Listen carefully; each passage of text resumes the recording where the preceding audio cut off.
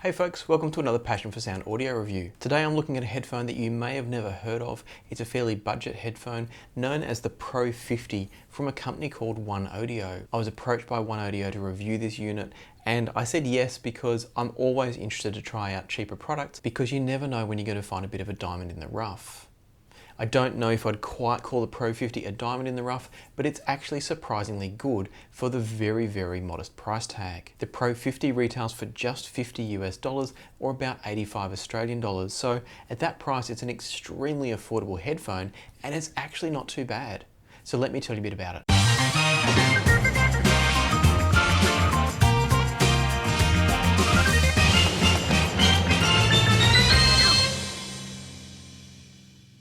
The Pro 50 comes pretty clearly marketed towards DJs, but I don't think it's necessarily just a DJ headphone, although I can understand the marketing because it's got a few features that might be quite handy. Before I explain what they are though, let's talk a bit about the design in terms of the specifications and the general setup of the Pro 50. It's a closed back headphone as you'd expect for a DJ style headphone. It uses 50mm drivers with 32 ohm impedance and a sensitivity of 110 decibels. So it's very easy to drive, and with a 50mm driver, it's going to move a fair bit of air. I have to admit that it looks a little bit cheap and it does feel a little bit cheap, but for $50 I think it's pretty good. The whole headphone is finished with this red stitching accent that is something like you'd see in a sports car. It's got these chrome sections around each cup. They are plastic, but the chrome finish on them, which gives them a nice look of being a bit more expensive, but up close you can see that it's fake and they do feel pretty lightweight.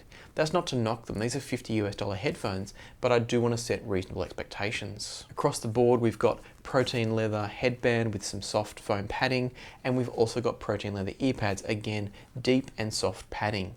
So all in all, they're not badly made for $50. They're comparable to something like an Audio-Technica ATH-M50 in many ways, although all of the materials used are just a step below in quality compared to the M50s. There are a few things though that set these apart from the M50, both good and bad. First of all, the headband is relatively small. I've got it on almost the maximum setting for my head. My wife likes to tell me I've got a large head, but according to the headphones I've used, I don't have one of the largest heads around because often I'm only on around mid or not even at the midway mark for most headphone adjustments. So the headband is quite small on these and you'll need to be aware of that. While we're talking about things being undersized, the pads, although well padded, I haven't got a particularly large opening. I found when I put these on the test rig for testing, the silicone ears, which are a bit larger than the average I think, but the silicone ears were pushing right up against the edges. So if you're somebody with larger ears, these may not suit you. I certainly had no problems with them, but I don't believe I've got particularly large ears because I never seem to have problems with inside the earphone pads being uncomfortable for me. So other than those two things that are undersized, the only other drawback I want to mention, and you might have just sort of seen it, is the swiveling motion. On the website, OneOdio claim that these swivel in both directions. The reality is they go about, 10 degrees in one direction, but a full 90 the other way. That's great if you want the headphones over your neck in between listening, but it's not so good if you want to take them off and put them on a desk because they don't turn that other way to put them down. I don't know if that's a big deal for you. It's a slight hassle for me, but it means I'm just going to end up putting them down this way instead of with the flat pads. So that's all the drawbacks, and they're not terrible. Unless you need a particularly large headband or a particularly large opening in the ear pad, these are not going to be the end of the world, the sorts of things I'm mentioning. What's therefore going to be more important is the usability of these, the comfort, and of course the sound quality. In terms of usability and comfort, I found these really comfortable. The padding on the headband, whilst it's quite soft, there's lots of it so it doesn't bottom out too quickly. Similarly on the cups, the padding is again quite soft, but there's a good depth to it. So when wearing these for an extended listening session, I had no problems at all. Isolation, I'd say, is only moderate. They're not the best isolating closed headphone I've tried, but they're perfectly fine. Where things get really interesting is on the bottom of the headphones here. I don't know if you can see there, but you'll definitely see in the Glamour video, there are two inputs on the bottom of these headphones. Now that's not for balanced use, although potentially you could rig something up. I haven't tested that. But what it's actually for is a very clever cabling system. This will be particularly interesting to musicians looking to use these, potentially DJs, or just anyone looking to have a bit of versatility. So the way this works is you've got a 6.3mm socket on one side, that being the left ear cup, and you've got a 3.5mm socket on the right ear cup. If I show you the cables now, this is going to start to make sense. The Pro 50s come with two cables. The first one is just a simple black cable with an inline microphone. It's got a 3-pole plug at one end for the phone, which will carry the microphone as well as the sound information, and then it's got a normal stereo jack that goes into the bottom of the headphone. So nothing spectacular here as yet. Let's look now at the red cable. The red cable doesn't have a microphone built in. It has a stereo plug on one end, 3.5mm. It's got a springy coil bit in the middle so you can get a bit of extra length, say you're DJing or something. And then you've got a 6.3mm jack at the other. Now what this means is that you can plug this into any device that needs either a 3.5 or a 6.3, and then you just plug the end that you're not using in the source device into the headphone itself. So for instance, if I were to use the TT2, but I don't want to use the 3.5mm socket on it, I just plug in with the 6.3 to the TT2 and I plug the 3.5 into the headphone. Then let's say I want to go out and use my smartphone with a Dragonfly Red or the Tempur-Tech Sonata HD Pro that I just reviewed. What I could then do is plug this into the smartphone or the DAC and plug this, the 6.3mm, into the headphones. So you've got great versatility without the need to worry about carrying or having a screw-on, screw-off 6.3mm adapter. I really like that. I think it's incredibly smart. I'm not suggesting all the high-end brands out there should start to do it, but I do think it's a nice selling point here. What's possibly even more interesting though is what this dual cable entry allows you to do. You can plug in 2 different connections to the Pro 50s at the same time.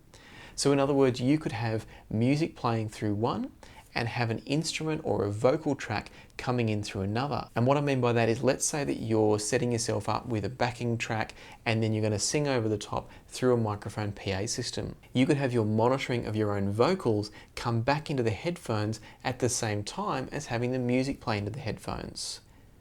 Likewise, you could have your guitar or your bass playing back into the headphones at the same time as the rest of your music coming into the headphones. So they're like a little mini mixing system all in one, but do keep in mind there's no level control on the headphones themselves, so you're not going to be able to adjust the levels internally. That's going to have to be managed by each of your sources. I did play around with this just briefly using 2 different sources, and I noticed that when I put a second source into the headphones, the balance of the audio adjusted slightly. So I don't know if there's a change of impedance because now we've got 2 different devices feeding in with their own impedance levels. I'm not sure what was going on, but certainly things changed a little bit. So I don't know if there's fancy circuitry in here to prevent short circuits and some sort of interference coming in both directions. I don't know, but it seemed to work and it seemed to work fine. I don't have any other use cases to test that thoroughly, but the fact that it works effectively means I can see a lot of different ways people may choose to use this. One final thing you can do with the Pro 50s is use them as a daisy chain device as well. So you can plug your source into the Pro 50s and then take a line out of whichever socket's not being used on the cups and send that to another pair of earphones or headphones. I'm not sure how often that's necessary, but perhaps if you're listening with friends, that could come in quite handy. So there's lots of versatility in terms of the features and the design of the Pro 50. I think it's innovative and creative, and I can see a number of use cases for it. But of course, the question always comes down to whether or not it sounds good, because if it doesn't sound good, you're not even going to bother with those features because you're not going to start off by buying it.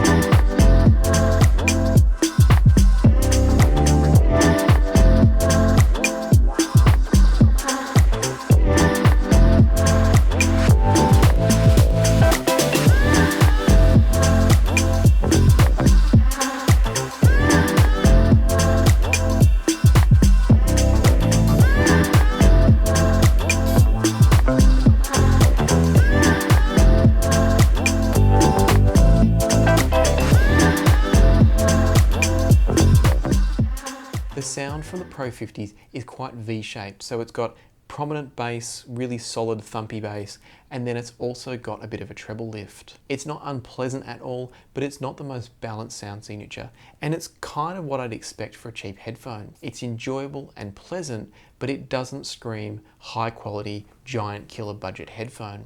It's just a cheap headphone doing a decent job at producing the sound. One of the things I really like about the sound from the Pro 50s is it's got this really nice agile sort of sense to the sound quality. Everything feels light, and I don't mean light in terms of lacking weight necessarily, it's more light in terms of fast and agile responsiveness to the music, and I did quite enjoy that about it.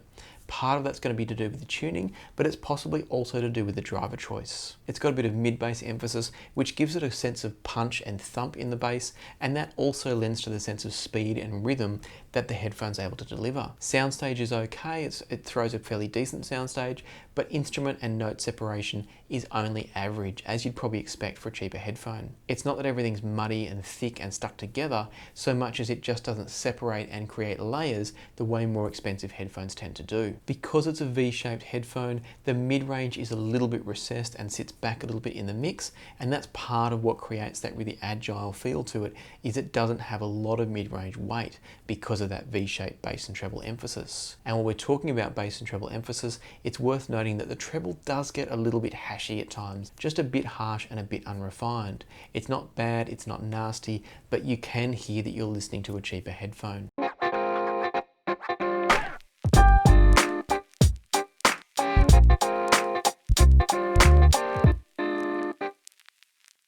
I thought a good comparison for the Pro 50s, given that they're affordable, they're closed, and they're targeted at musicians and DJs, is the Audio-Technica ATH-M50. This is a classic closed headphone that's been around for a very long time. It's gone through some revisions, but it's very much a staple in the industry. The M50 costs 3 times as much as the Pro 50, so you would expect it to perform better. But interestingly, what I found was in some ways it does, and in some ways it doesn't. Let me explain in a bit more detail. The very first thing I noticed when I switched from the Pro 50 to the M50 was that the sound got actually a little bit more kind of bright, maybe a touch nasal from the M50 because it's got a very different tonal balance. The M50 has a bit more upper mid-range energy, and that brings with it a little bit more sense of that nasality. It's not to say that the M50 is overall a nasal headphone, it was just an interesting comparison as I jumped between the two. On the flip side of that though, it means the M50 comes across with a better overall sense of clarity and a cleaner signal and sound with better sense of separation and layering. When I took the time to listen to each headphone for an extended period rather than jumping between them and A-Bing, what I found was that the M50 comes across as a much better balanced headphone overall. And what I mean by that is it hasn't got the significant V-shape which sucks out some of the mids and can lead to certain tracks sounding great and others sounding a little bit strange. The M50 isn't a ruler flat headphone, it's not the perfect tuning, but I found it was better balanced across its tuning for all songs that I put it through. A prime example of that was listening to Outrageous by Paul Simon. On the Pro 50, the treble got really out of control. It got a bit hashy and a bit nasty on that one. Maybe nasty is too strong, but it started to show that it was losing control over the treble and keeping things clean and tidy. The M50, on the other hand, was completely pleasant and completely enjoyable for the entire track. So what that showed me was that whilst on a lot of tracks, the Pro 50 actually had a preferable tonality to the M50, it shows the problems with V-shaped tunings, particularly the slightly stronger V-shaped tuning that this one has, when you hit a track that has what I've often referred to as a negative synergy with that style of tuning. So when you hit the sweet spot, the Pro 50 is actually a really enjoyable headphone.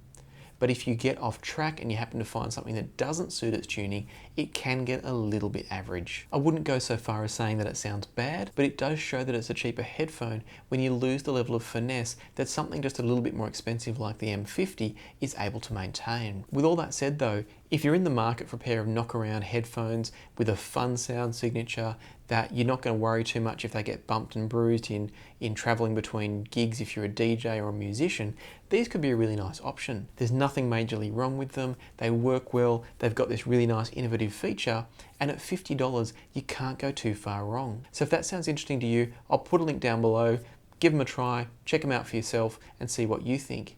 If you happen to give them a try, I'd be really interested to see what other people think about the Pro 50s. So drop me a note down below and let me know. In the meantime though, happy listening, and I'll see you here next time on Passion for Sound.